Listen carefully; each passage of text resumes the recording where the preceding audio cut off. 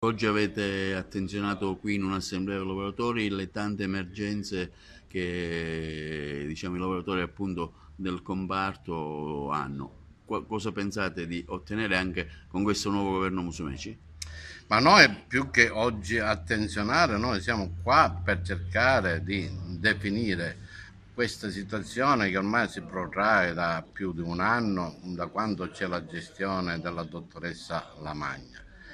Per quanto ci riguarda c'è una situazione conflittuale non solo con l'organizzazione sindacale, che magari insomma, ci sta e non ci preoccupiamo più di tanto, ma quello che ci preoccupa è che c'è una situazione di estremo disagio, parlerei anche di incompatibilità ambientale tra la direzione, con tutto il suo staff e quindi con l'architetto Antinoro, oltre che la dottoressa Lamagna, nei confronti del personale.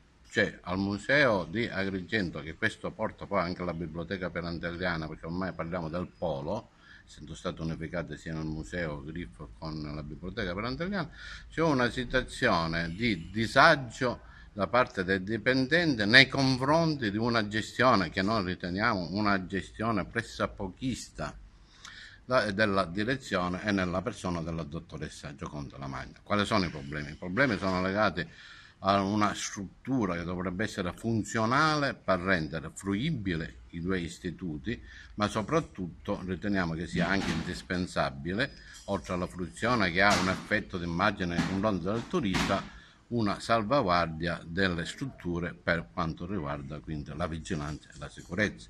Non dimentichiamoci che anzitempo anche il museo è stato vittima di un tentato furto, i colleghi hanno avuto anche momenti di difficoltà perché alcuni malviventi sono Introdotti. introdotti dentro la struttura museale. Fortunatamente tutto è andato bene, noi abbiamo sporto denunce, però riscontriamo che da allora, benché sia stato sollecitato un intervento anche del superiore, tra virgolette, assessorato al Dipartimento regionale, la questione non ha interessato la direzione e quindi il sistema anti-intrusione non funziona, le porte non sono a norma e quant'altro. Oltre che abbiamo anche una situazione di estremo disagio nell'utilizzo del personale stesso.